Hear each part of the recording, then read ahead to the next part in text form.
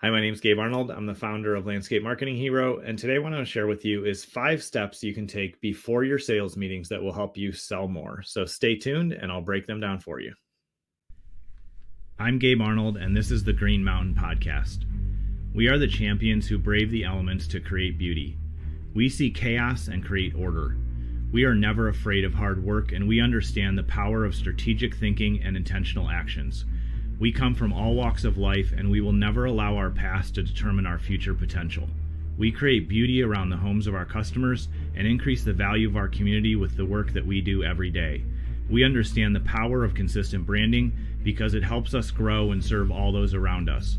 We practice effective sales so our company, employees, and community can benefit from the value we add.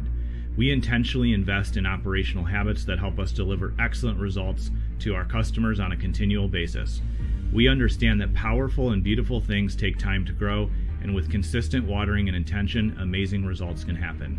We are committed to making the world a better place by being positive examples to all those around us. We don't allow anyone to look down on us because we know the value we bring to our community as leaders. We create positive workplaces for our employees so they feel safe and supported, and at the same time, we hold ourselves to high standards. We pursue excellence on a daily basis because we know the journey is worth the sacrifice. We are the protectors of the land. We are the guardians of beauty. We are the heroes. We are landscapers.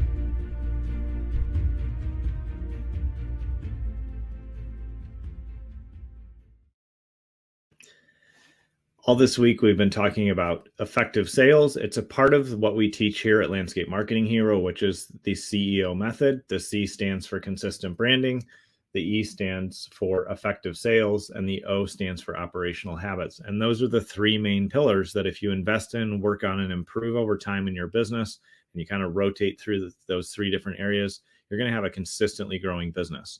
And so when we look at sales, a lot of the sales process is both teaching ourselves a routine, a process, the discipline that allows us to show up consistently.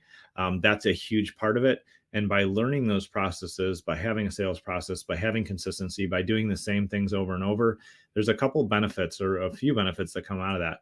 One of which is when we're consistent in how we show up, our prospects can sense that. They can feel the trust. They can feel that we really know what we're doing, and it makes buying easier.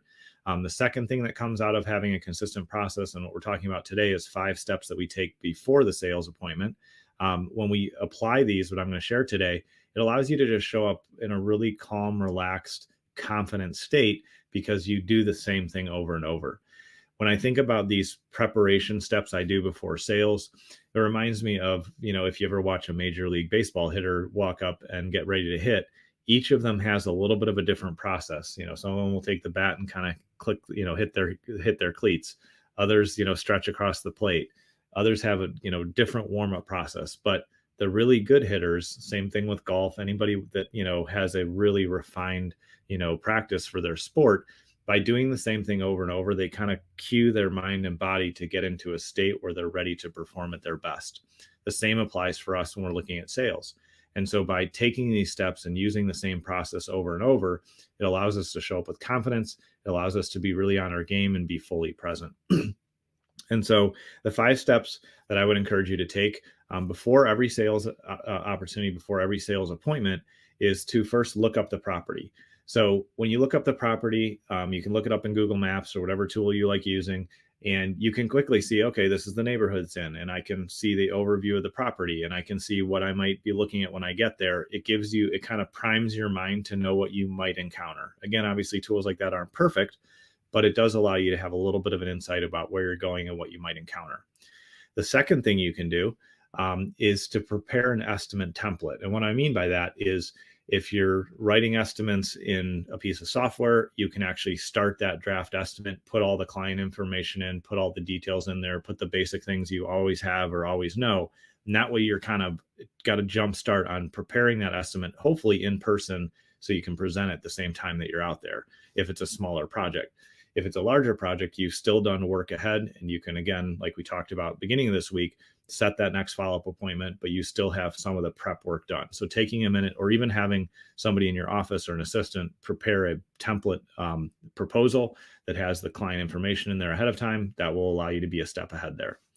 The third thing, which we've already talked about a little bit this week, but just remember it is one of the 5 steps that I do before I show to appointment, is to confirm the appointment. So I like to do that always the day before, and then ideally before I leave the appointment I'm on, or the shop, or where the job I'm on, I can send a text and say, hey, I'm headed over for our 3 p.m. appointment, and that way you can have them be expecting you, and you keep proving that you follow through on your word, which improves trust.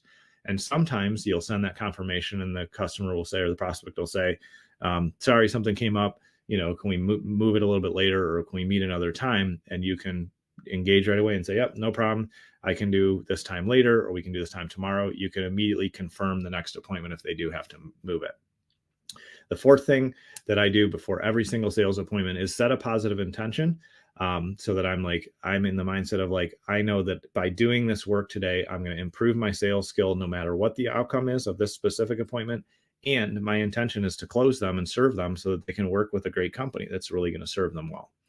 The fifth thing then is to make sure that you leave early, because if you leave early, it doesn't matter if you get a little bit of traffic, you have time to reroute or go around. You can pull down the street and wait, and then show up, a couple minutes right before your time. And that way you're always going to be early. By setting that habit and just going through that process, you not only make your day better, but you're also, once again, proving that the prospect can trust you because you're showing up when you said you were going to show up. So again, the 5 steps are: look up the property ahead of time so you can get a sense of what you're going to be looking at when you get there. Prepare an estimate template ahead of time as well. Confirm the appointment. Set a positive intention for your time that you're going to have with that prospect, and then leave early so that when you show up, you're ready, you're prepared, and you're able to show up right at the time that you promised. And that way you can work through their project and present an estimate, ideally that day. But if not, you can schedule the follow-up time before you leave the property. Those are the 5 things that I recommend you do before your sales appointments that are going to make a big difference for you. If you need any help with sales, we love helping our clients here at Landscape Marketing Hero improve their marketing, have more effective sales, and really implement operational habits that help their business grow as well. Feel free to reach out to us at landscapemarketinghero.com, and we look forward to seeing you on tomorrow's episode. If you're ready to begin your journey up the Green Mountain, where we show you how to build a low-stress, high-profit, $10 million per year landscaping company, then head over to landscapemarketinghero.com to download your free growth map. One of our guides will be there to help you along the way. Again, that's landscapemarketinghero.com.